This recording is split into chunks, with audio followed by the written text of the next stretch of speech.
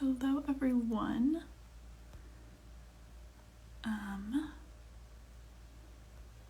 We are just waiting on James to join this live.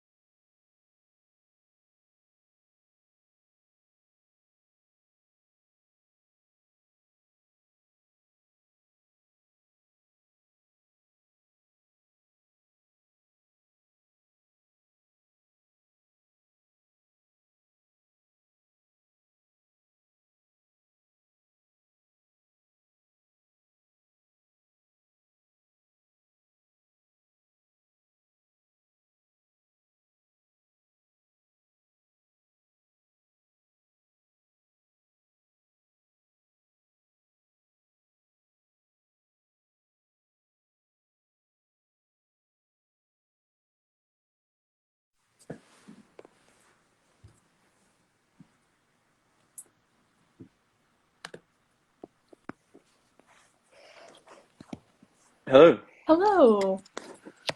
Hi. All right, can you hear me okay? Yeah, I can hear you loud and clear. How's it sound at your end? Awesome. Yes, you sound great. Great. Cool. Well, thank you so much for joining me today. I'll just give a brief introduction to this live series. So, hello to the Boas family. My name is Alexa, and I am a marketing intern for Boas and the host of this Instagram live series where we talk to thought leaders, entrepreneurs, activists, and other people with grand ideas on how you can save your lives while living yours. And today I am joined by James Herbert, who is the co-director of Effective Altruism in the Netherlands. And I'll let you talk all about the work that you do and kind of introduce yourself. But yeah, if you just want to kick it off and talk a little bit about yourself and how you got connected with Boas. Sure, yeah. Thanks for having me. My name's James. Nicely introduced there. Co-director of Effective Altruism in the Netherlands. I am originally from the UK, as you might have guessed from my accent, from the Northeast. But I've been living here in the Netherlands for a few years now. And together with my co-director, Amarins, we run this community building organization, which exists to build a community of and for effective altruists here in the Netherlands. What are effective altruists? Well, maybe we'll get into that into the interview, but that is like the headline thing on what we're trying to do here, build a community of and for effective altruists here in the Netherlands. Amazing. And wonderful segue. So I guess we'll start off by asking, what exactly does effective altruism mean, and what inspired you to dedicate your life to this important cause? Sure. So, I mean, there are a bunch of different definitions. I usually like to say something like, oh, it's all about using careful reasoning and evidence to figure out how to do the most good and then actually doing it. Um, Another definition might be that it is a philosophy and a pretty much global community that is focused on maximizing the good or the impact you can have through your career, your projects, or your donations. I think that sort of captures the essence of what it is.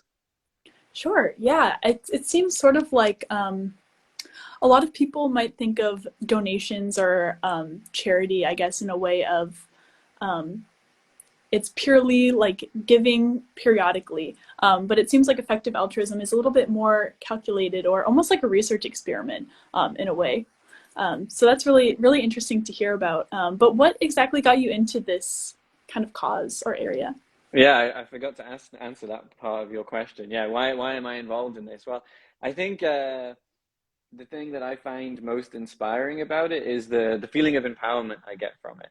Um, it's things like when I first read Peter Singer's book, the Australian philosopher, The Life You Can Save, and that was where I was introduced to this idea that because I am so fortunate and I live in a high income country and have a reasonable salary, I'm in the top few percentiles. I am like, remember we had the Occupy movement a decade ago and like we were the 99% or something.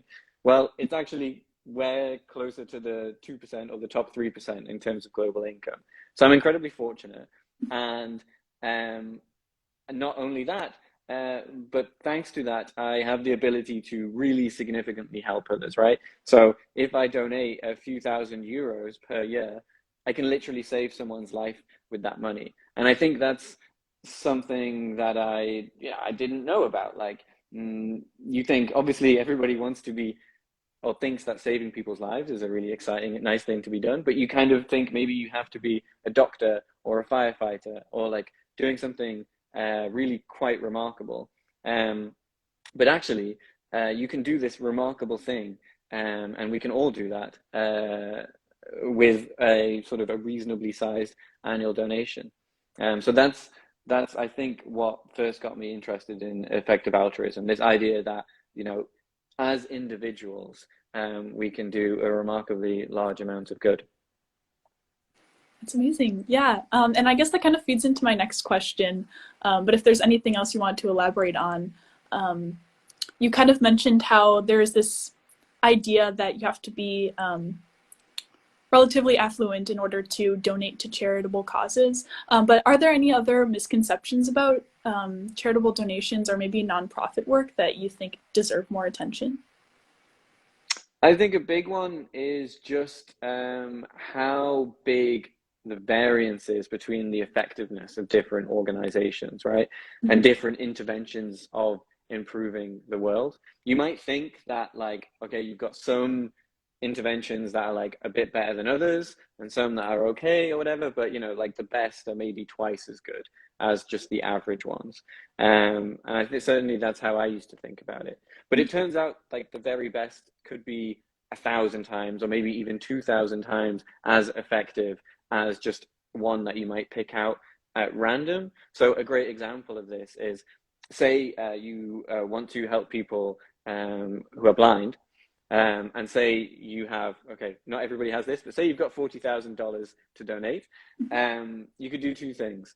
One thing is you could use that money to train a guide dog to help somebody in a high income country. And this would cost around $40,000. Alternatively, you could use the money to treat trachoma, which is the leading cause of preventable blindness of infectious origin in the world. And this costs around $20 per person cured. So that's like more than 2,000 times more effective than perhaps what you would most usually think of when you think, how can I help people who have eyesight issues? You might think of a guide dog. But if you do a little bit of research and think about it, you can make your donation go 2,000 times as far as it otherwise might have. So I think that's like the big misconception that I would like everybody to know, to correct on, is that you do a little bit of work and you can find incredibly impactful opportunities. And it almost like you can then almost donate and have the impact that maybe a millionaire would have by donating, because you found this intervention, which is 2,000 times more effective. Right.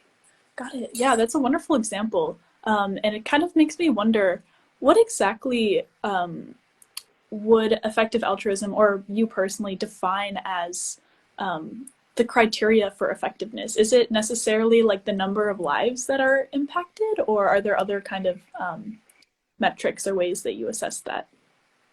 Yeah, I mean, this is where it can get super philosophical, and there's plenty of debate about like, what is the ultimate thing that we're aiming for. Certainly, like for a long time in public health, like World Health Organization or like your national government, they will often optimize for metrics such as the QALY, which is the quality adjusted life year. And they will think like, how many QALYs can I get for a given euro or dollar? And that was how they would assess the effectiveness of different interventions. And you can look up the Wikipedia page and stuff to figure out like what QALYs are exactly. I won't go into it now.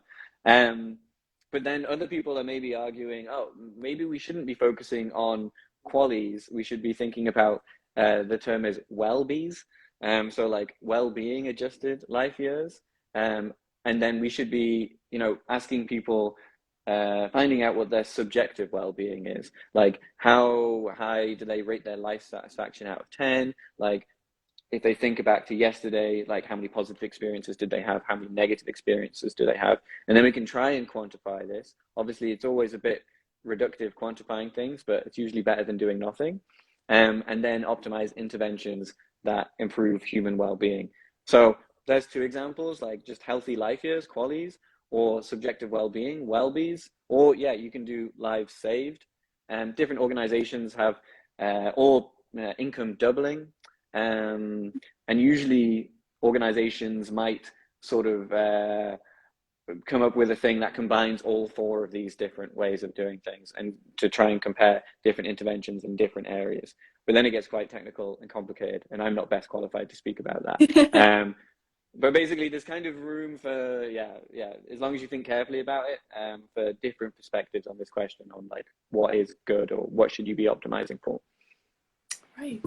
Yeah, that is a really interesting philosophical question that I've never really thought about. So thank you for sharing. You're welcome. Yeah, I guess kind of getting into the meat of it, what exactly does Effective Altruism do as an organization? And maybe if there are any like newer initiatives that are kind of in the works that you'd like to talk about, feel free to share that as well.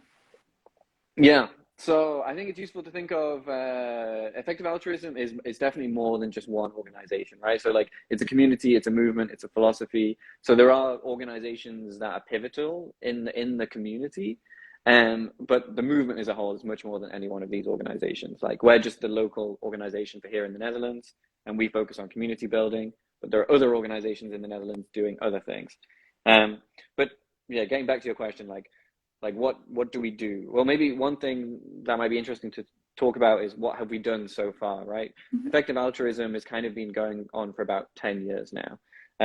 So in that time, we've prevented hundreds of thousands of deaths from neglected diseases such as malaria, through funding organizations like the Against Malaria Foundation. Mm-hmm. We've founded prestigious research institutions, organizations such as the University of Oxford, who do cutting edge research on, it's called global priorities research, basically trying to find and compare the most pressing problems that we face in the world today. There aren't that many organizations actually doing this really fundamental question. So we founded organizations that are doing that research.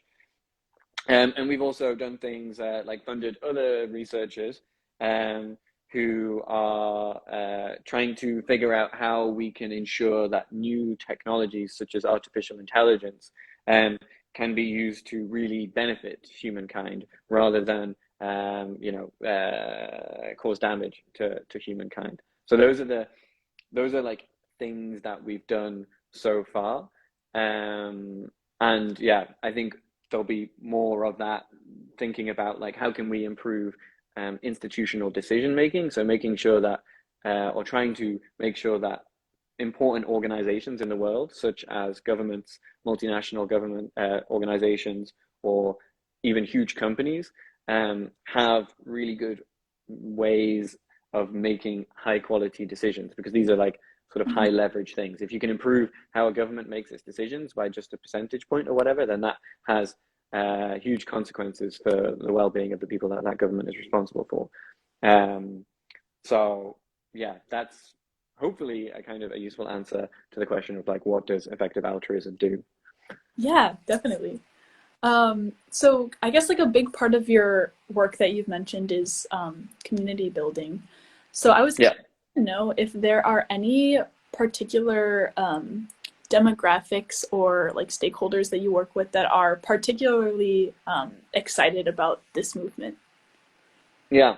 So this is quite interesting. There's been some early research, psychological research. Well, yeah, research into what types of people are particularly interested in effective altruism, Mm-hmm. to see whether like it varies according to gender or race or educational background or professional background or income status or nationality or any one of these factors. And this is not my complete area of expertise, but if I remember correctly, it seems it's pretty. It doesn't seem to cluster around one particular like demographic group or anything like that. The instead, there is like a subset of the population that seems to be like super altruistic and super effectiveness focused. Like the movement has a really good name, like it is effective altruism, Yeah. and it seems that the people who are excited by this idea are just like very focused on being effective and very focused on being altruistic. So, for example, someone who's particularly altruistic, would be willing to invest significant resources in thinking about and then doing things that help others and like with an impartial regard to others. So it's not necessarily people that are in their immediate vicinity or people that are living here in the world today. It could be future generations, or it could be people living in low income countries on the other side of the world, right? So like people who are strongly impartially altruistic, and then people who are really have that effectiveness focus. So these might be people who are willing to make the hard choices around prioritization, right? Like, you've got several, there are all kinds of issues out there that are important, and that we might want to contribute to. But we know that if we prioritize what we work on, we'll be able to do more good. And that's a hard decision to make. And for people to make that decision, they have to have just like a strong effectiveness focus. So yeah, so we don't focus, or we don't think that the ideas of effective altruism only really align with one very narrow demographic. Um, Having said that, sorry, I'm rambling now. I apologize. No, no, no. Um, Having said that, like here in the Netherlands, lately, or yeah, my co-director and I, we started in February this year. Mm-hmm. And for this first phase, we really focused on student groups, because we both had experience with student organizing when we were students ourselves. And we've seen lots of success with student groups elsewhere in the world. So we focused on that. And also, lots of students are really interested in this question of like, how can I have a really impactful career? And that's something that we're really focused on as well. So there was a lot of alignment there. Like we could help the students, and the students could help us. So that has been a focus initially, and now we're looking at more at professionals, people who have left university and are already established in their careers. Yeah, I've actually just graduated from university, and it seems like a really natural place to start, right? It's as an institution, it kind of seems like a little incubator for a broader community, and the allocation of funds within a university seems like it could be a fertile ground to like test out effective altruism and with the demographic of students that are potentially interested in this area. So yeah, very cool. I was wondering if you could talk a little bit more about your community building strategy, and also if you could potentially tie in what role an online marketplace like BOAS could play in this strategy, or if at all the digital realm plays a role in your community building strategy.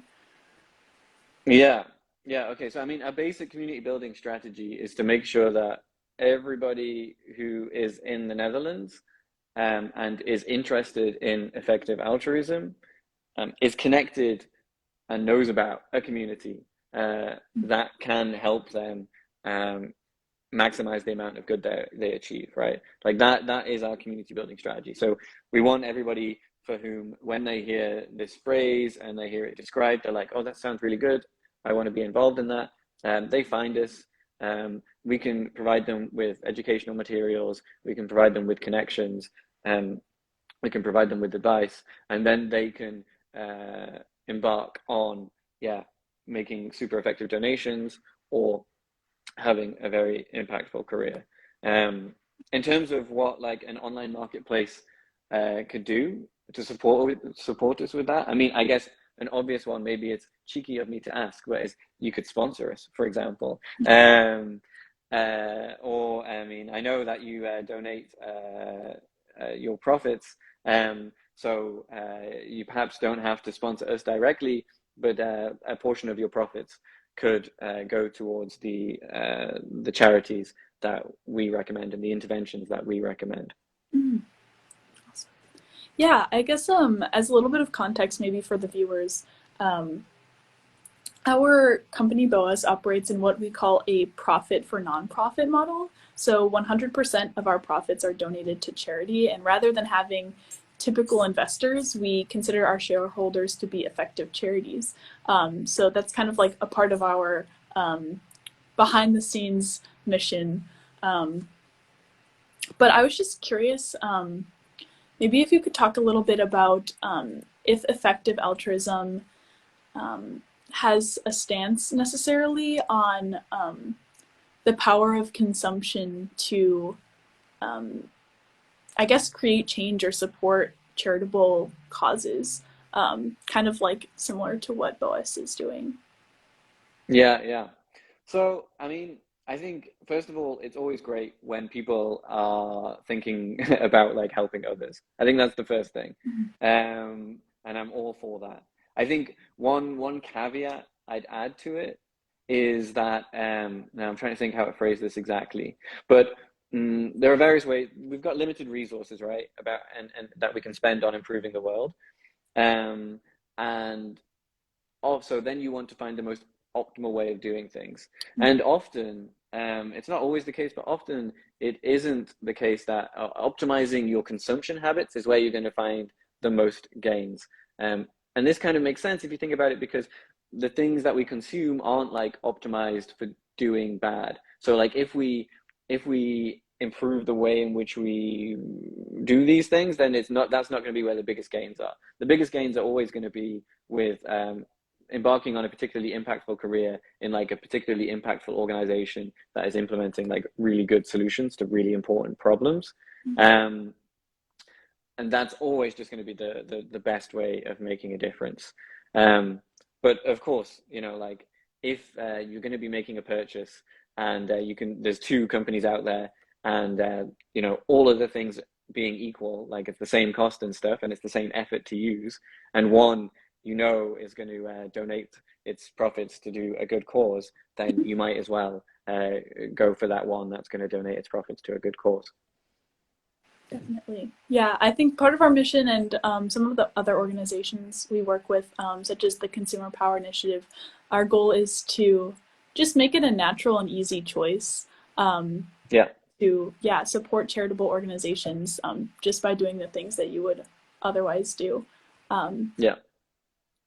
so yeah, awesome. I guess one final thing I wanted to ask you is if there's anything that our customers, which we call our lifesavers, can do to support your organization, potentially coming from different areas of the world. Sure. So uh, don't feel obliged to support our organization. If you're interested in effective altruism, we're here to help you guys, right? So you can, we've got a new website launching tomorrow. And on that website, you'll be able to sign up for opportunities. For example, we run an introductory fellowship where it's just basically a great opportunity to engage with some really exciting ideas about how to do good better. And you'll meet up with a few like-minded individuals over the course of a few weeks and have a facilitator and learn all about doing good better. So like, if that's something that sounds good to you, please do sign up for that. Alternatively, if you're elsewhere in the world, go to effectivealtruism.org and you can find all of your local groups in your area. There's also a virtual version of our fellowship, so you can do it from anywhere in the world. So that's number one, like learn a bit more about effective altruism and realize how empowering it can be. The second thing is if you have got money to donate, check out, if you're in the Netherlands, our sister organization, Doneer Effectief, which is there to provide advice on making effective donations. Or if you're outside of the Netherlands, check out the website Giving What We Can, which does the same thing, but for a more international audience. And maybe consider taking a pledge to try giving like 1 or 2% of your income for the next 6 months to a particularly effective cause. I can guarantee you'll feel great having done so. Awesome. Well, thank you so much for your time, James. It was a pleasure talking to you. And yeah, I'll definitely be sure to link in the description of this video links to your website and all of those organizations that you mentioned. So yeah, thank you again, and enjoy the rest of your day. Thank you so much. It was great chatting to you, and you have a good day too. All right, bye-bye. Bye bye.